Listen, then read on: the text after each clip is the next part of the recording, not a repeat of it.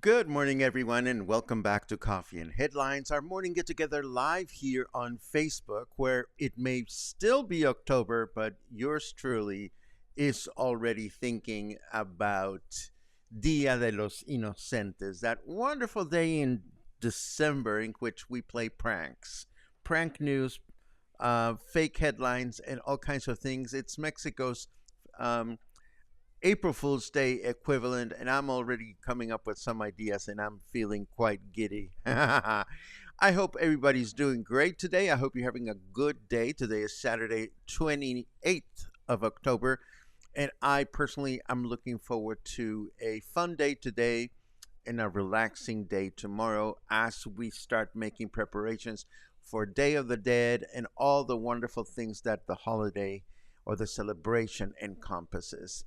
As always, we'll have a bunch of different news items today to share. And as always, we are going to answer questions that you post with a capital letter Q at the beginning of your comment, such as this one from Ronald. Is it true Incanto is closing? Incanto has actually closed. But we'll touch base on that in a little while. I also want to encourage those of you that are watching live for the first time to write the word new in your comment, and we'll be so very happy to give you a nice little welcome. So let's get started with what we have, and we start with Day of the Dead altars. As we announced just a couple of days ago, if you spend any time in the next few days at the Cinco de Diciembre or Emiliano Zapata municipal markets, or around City Hall, you will notice that the traditional Day of the Dead altars are starting to appear and are ready for your enjoyment. Now, this makes me wonder if you know why we set them up, or whether you would like a little crash course. Of course, we're going to touch base on this and many other Day of the Dead related traditions in our upcoming Day of the Dead presentation this coming Wednesday, November 1st, but I can give you a little something. If you write the word altar, I'll be happy to tell you just a little glimpse of why the altar is important to us. And as expected, the local cemeteries will be quite busy on November 1st and 2nd, so all the city dependencies involved in keeping them clean and ready for visitors met with Mayor Michel at City Hall to confirm that we are good to go, from civil protection to garden maintenance elements to the police and so forth. This was particularly important this year as some of the trees and graveyards were damaged in the 5 city cemeteries. Sometime last week when Hurricane Lydia passed through our city, and it is interesting to note that some 30,000 people are expected to visit the 5 cemeteries of the city between November 1st and 2nd. 2 weeks after the landslide that took place around Along Highway 200 South, blocking vehicular passage, a controlled explosion was necessary yesterday to break down some of the larger boulders for preventive measure. After the explosion took place, the highway was closed for some 4 hours. It was closed to traffic, but I understand that circulation is back, and this is good. What's not so good is things are ugly at City Hall again. At first, I thought I wouldn't cover this, but I think it's worthy of your consideration.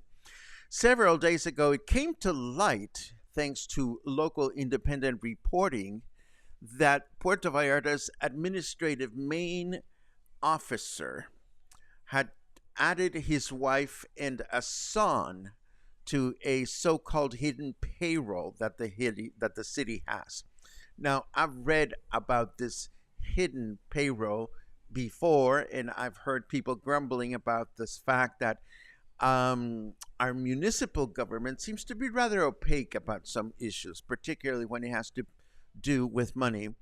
But when the city council realized what was going on, they signed a petition to have Mayor Michel remove the officer from his job, and Mayor Michel gave instructions for this to happen. You would think this is the end of that, but the guy keeps showing up for work and has actually threatened our mayor to spill the beans on all the dirty laundry that he has on Mayor Michel and some of the council members if he actually gets fired.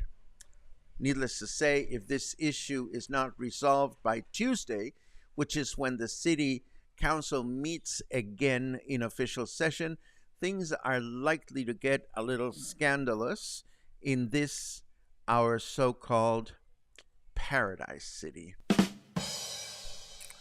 But who are we to comment on that? Let's comment on the weather instead. Yes, city novela, Luisa, in more ways than one. Let's comment on our weather. Snarky weather forecast says, when I torture you, would you rather have your fingernails or your toenails ripped out? Well, I would rather have neither because I need them. It is 28 degrees right now, feels like 31. Humidity is at 72%, and our temperature in Fahrenheit degrees is 82. Our weather forecast for today says mostly clear skies in the morning with rain in the afternoon, a chance of rain of 23%, a high of 32, and a low of 24. Tomorrow, Sunday, we can expect mostly cloudy skies in the morning with thunderstorms in the afternoon, a chance of rain of 50%, a high of 31, and a low of 25. And then Monday, we'll have light rain throughout the day with a chance of rain of 62%, a high of 32, and a low of 25. Moving right along, I do have, oh my goodness, it is Saturday, of course. We have to take a quick look at our gratitude day. Today is Thank You Saturday, and today we take a moment, as we do in most Saturdays, to acknowledge those of you that have pursued a membership or have supported Coffee and Headlines by renewing your membership. And this week, we have to thank Lizzie for becoming or renewing her Clusterite membership. And we want to also acknowledge Paula Pearson and someone who didn't leave a name that have either become Cluster Angels or have renewed their membership. Thank you, says Luna, and thank you, I say. Thank you for your support. Thank you for making these broadcasts possible and all the other things that we do to help connect you with our city and one another. And last but not least, of course, we want to mention our community partners, the 5 partners that have chosen to join us during this year supporting Coffee and Headlines. This would be Apache's Martini Bar, a wonderful alfresco bar on Olas Altas. We have Breast Cord Cutting TV, a locally based television service provider offering hundreds of local and international channels. We have Hotel Mercurio, which is Puerto Vallarta's favorite hotel for the LGBTQ plus community, featuring their legendary Beers, Boys, and Burgers party every Sunday.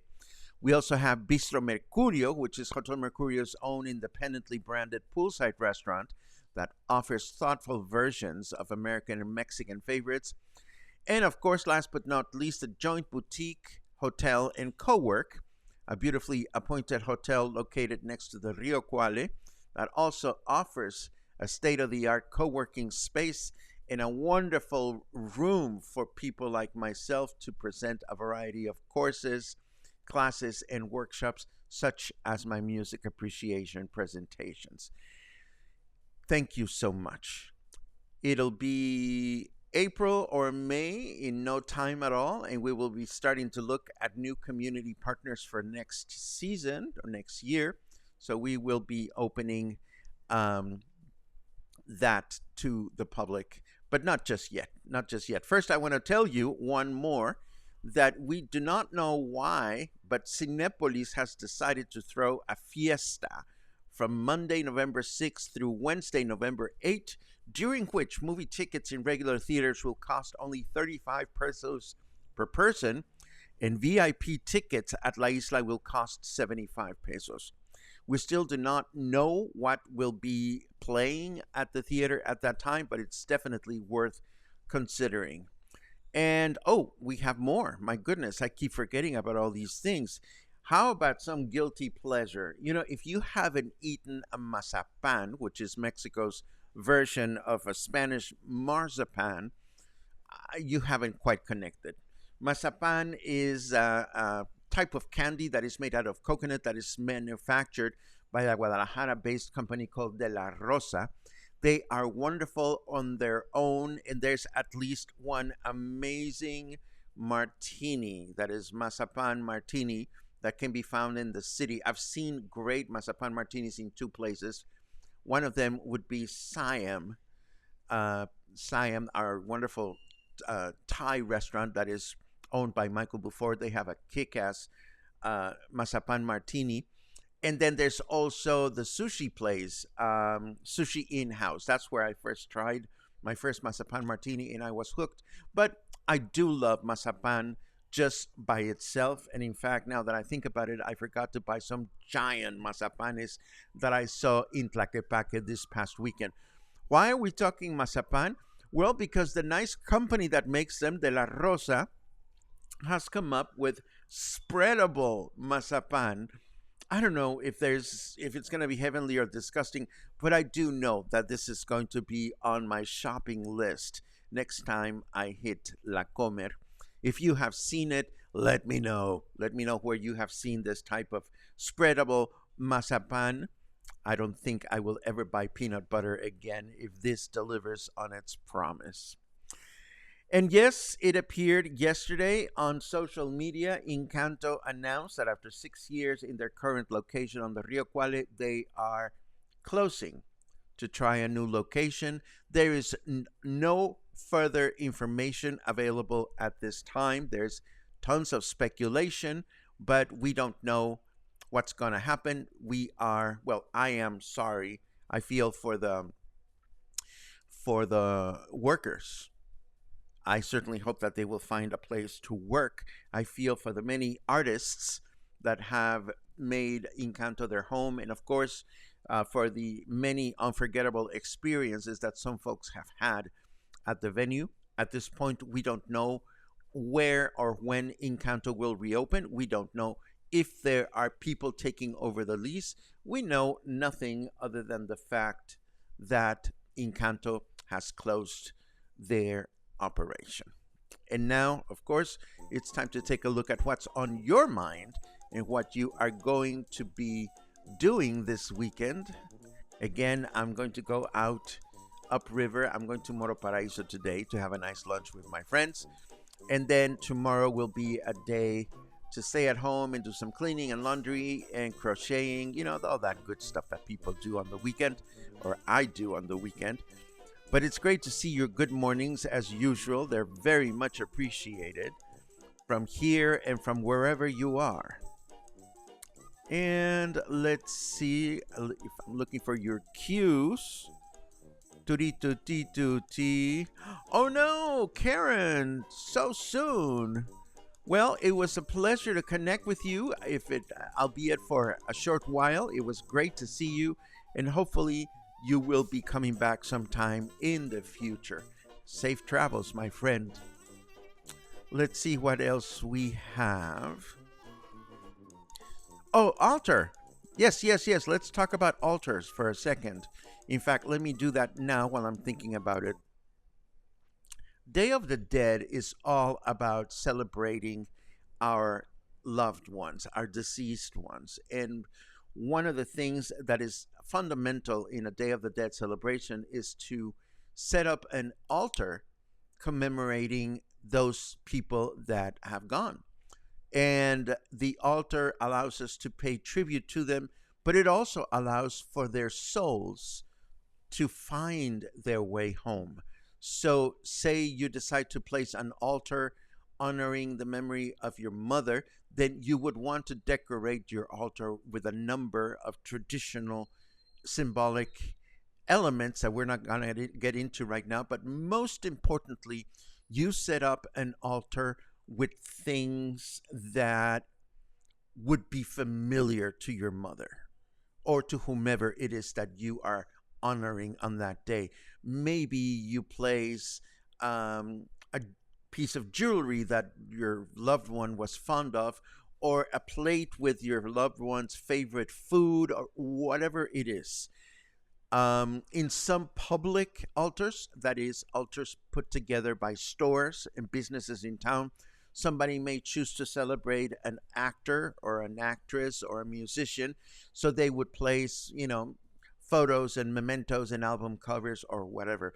But that is the main reason we do the altars. This is to help provide a path home for our loved ones' souls. I personally think of my mother's photograph, which I have on my dresser in my bedroom, as a year-round altar because I want her to find her way to me. But some people do the altars, and that's why we do the altars. Many more reasons. We'll get into that in our workshop, in our presentation next week, but I just wanted to give you a little bit of that. And then, let's see what else we have. Do-dee-doo-doo.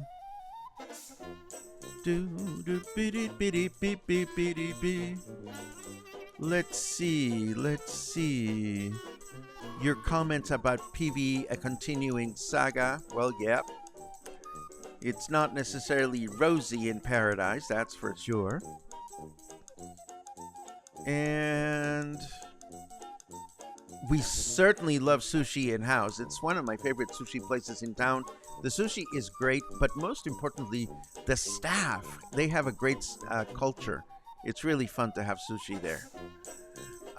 Let's see what else we see. There's another queue here.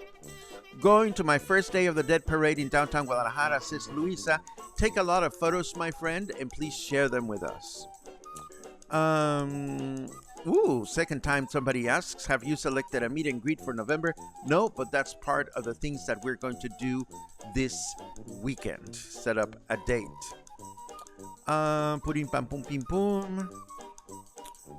John says, my ofrenda altar is up. Maybe you want to send us a photograph and let us know about who you are celebrating. I would love to see that. Let's see.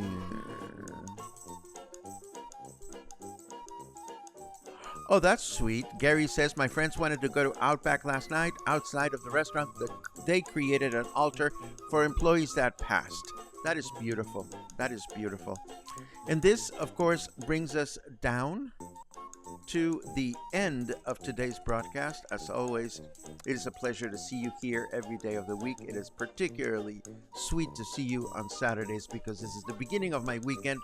It is the day in which we're particularly grateful to those of you that support Coffee and Headlines, and it is the day in which we start concocting the wonderful things we will be presenting next week, aside from the news. So I want to wish you an amazing weekend. I hope you have all kinds of plans lined up for yourself, or nothing at all. And I, of course, hope to see you sometime in the near future. Have a great one, and don't forget to stay in touch. Take care.